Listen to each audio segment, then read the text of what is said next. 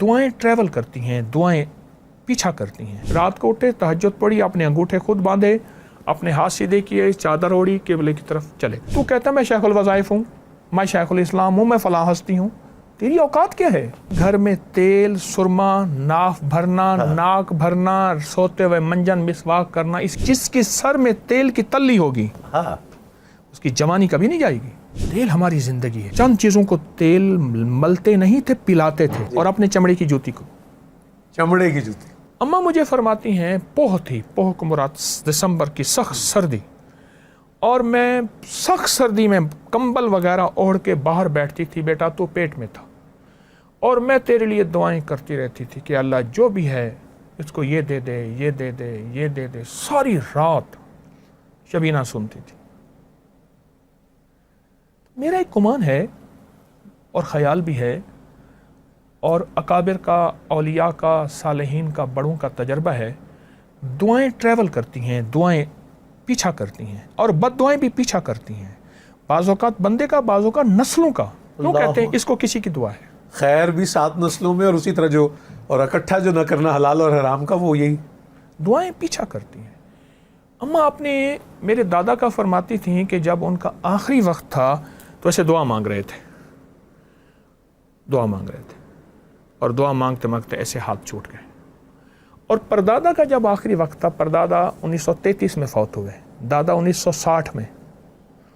پردادا کا آخری وقت تھا تو اسی دن شام کو ہر بندے سے الوداع، ہندو سے، سکھ سے، دوست سے، مسجد سے بھی الوداع، جس قرآن کو پڑھتے تھے اس سے بھی الوداع۔ کیا کرے؟ زندگی کا پتہ نہیں۔ رات کو اٹھے، تہجد پڑھی، اپنے انگوٹھے خود باندھے، اپنے ہاتھ سیدھے کیے، چادر اوڑھی، قبلے کی طرف چلے گئے۔ اللہ۔ گھر والوں نے کہا آواز نہیں آ رہی۔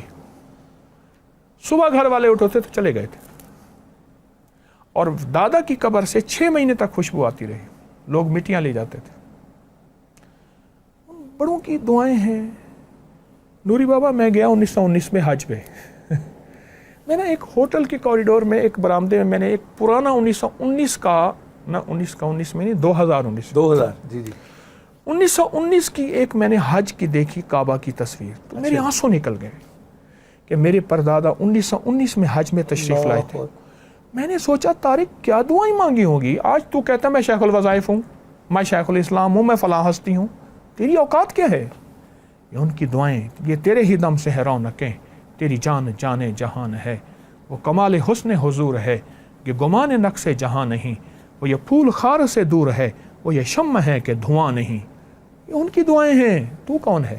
1919 میں آئے، کیا 19 میں تو والد صاحب ہی پیدا نہیں ہوئے تھے، 36 میں پیدا ہوئے، اور وہ آدھا 1919 میں۔ اللہ اللہ۔ اچھا یہ کچھ آپ کو یاد ہے؟ جیسے مجھے یاد ہے میں شروع میں وہ تیل لگانے سے بہت بھاگتا تھا، اور میری چھوٹی تائی جی وہ پھر ان کے پاس کے بیٹھ جاتا تھا گھٹنوں میں جیسے وہ سر رکھ کے۔ کیا معمولات آپ کو، یا سرما جیسے آپ اکثر اس کی وفادیت بتاتے، اس کا کہاں سے آغاز ذرا بتائیے؟ ابھی بھی ہمارے گھر میں تیل، سرما، ناف بھرنا، ناک بھرنا، سوتے ہوئے منجن مسواک کرنا، اس کی آوازیں لگتی ہیں سوتے ہوئے۔ ٹھیک۔ اور تیل، ماں فرماتی تھی گھت سرج تیل دی تلی تے کیوں جوانی گلی، جس کے سر میں تیل کی تلی ہوگی اس کی جوانی کبھی نہیں جائے گی۔ وقت سے پہلے بڑھاپا، کمزوریاں، دماغ، یادداشت، نظر نہیں۔ تیل ہماری زندگی ہے۔ پہلے دور کے بابے چند چیزوں کو تیل ملتے نہیں تھے، پلاتے تھے۔ جی یہ بھی میں بالکل سن اپنے بدن کو، سر کو، آپ بدن کا اکثر وہ ذکر کرتے ہیں، ناف کو، جی، اپنے ڈنڈے کو، اور اپنے چمڑے کی جوتی کو۔ چمڑے کی جوتی، ڈنڈے کو بھی، ہاں بالکل ٹھیک، بالکل ٹھیک۔ تیل پلاتے تھے۔ میں نے یہاں تک دیکھا بچپن میں کہیں تیل کی کسی کی بوتل گری یا سڑک پہ تیل گرا ہوا تھا تو اس کو جوتی میں ملنا، ڈنڈے میں ملنا شروع کر دیا، میں نے یہاں تک دیکھا۔ صحیح۔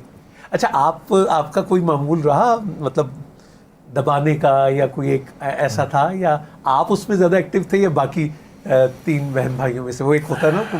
میں سب سے زیادہ کمزور تھا، آج بھی ہوں، لیکن والد صاحب رحمۃ اللہ علیہ کو دبانا، ان کے پاؤں پنڈلیاں، اماں کو، ابا کو کوشش تھی ان کو دباؤں، ان کی خدمت کروں. آخری وقت میں اماں کی سانس میرے ہاتھ میں تھے, اماں کا سر میرے ہاتھ میں تھا, آخری وقت میں میرے ہی ہاتھ میں تھا.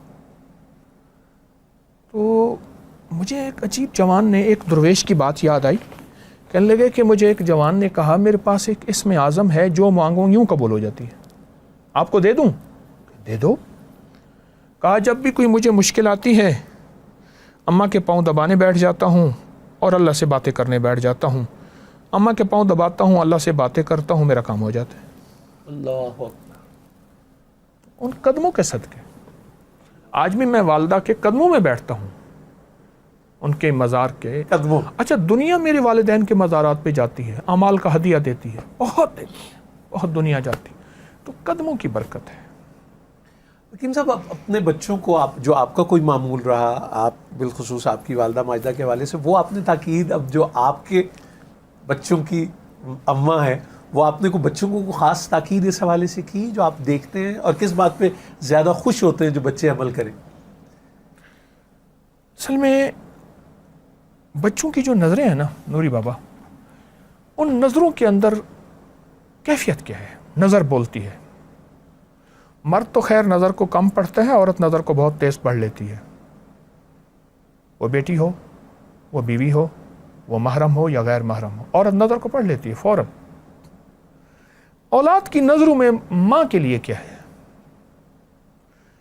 کیا کیفیت ہے, کیا محبت ہے, اور ان کی جھڑکنے پہ, ماں کی جھڑکنے پہ اولاد کا رد عمل کیا ہے. پھر اس کو اس وقت نہ سمجھائیں, استعداد ہے تو محبت سے سمجھا دیں. اگر اولاد میں استعداد نہیں, اس کو پھر علیحدہ سمجھائیں, دیکھ ماں ہے کیا. اگر استعداد ہے تو اس وقت تھوڑا سا سمجھا دیں. لیکن اولاد کو پل پل ٹوکنا نہیں, ٹوکا ہے. پل پل ٹوکنا, وہ ڈی ویلیو بھی ہو جاتا ہے شاید آپ کا بار بار, کہ انجی کرتے رہتے ہیں, مطلب وہ ٹوکنا ہے اور ٹوکا ہے. ان کو آگے بڑھنے کا موقع دیا جائے. میرے بڑے بھائی مجھے ایک دفعہ کہنے لگے, طارق والد صاحب نے ہمیں نقصان کرا کے سکھایا ہے. اللہ اکبر. اپنا واقعہ سنایا. ہمارے 3 باغ ہیں خاندانی. فرمان لگے فلاں باغ میں نے کہا ابا جی ڈیرا ہو. ٹھیک, ہم کہتے تھے ابا سائیں. اچھا, ابا سائیں ٹھیک. ڈیرا ہو, چارپائیاں ہوں, فلاں ہوں. فرمایا چوری ہو جائے گا, ہر چیز میں نے کئی دفعہ بنا کے, میں نہیں اگر یہ بنا کہ میں نے چارپائیاں, ڈیرے, اس میں کھانے پینے پکانے سامان وغیرہ رکھا, ہر چیز میں نے خرچہ کر دیا. آج یہ چیز غائب, کل وہ چیز غائب. کیونکہ میرے والد صاحب فرماتے تھے گاؤں میں 3 چیزیں گناہ نہیں سمجھی جاتی. 3 چیزیں گناہ نہیں سمجھی جاتی, چوری, جھوٹ اور بدکاری. وہ رواج کا حصہ ہوتی ہے. ٹھیک.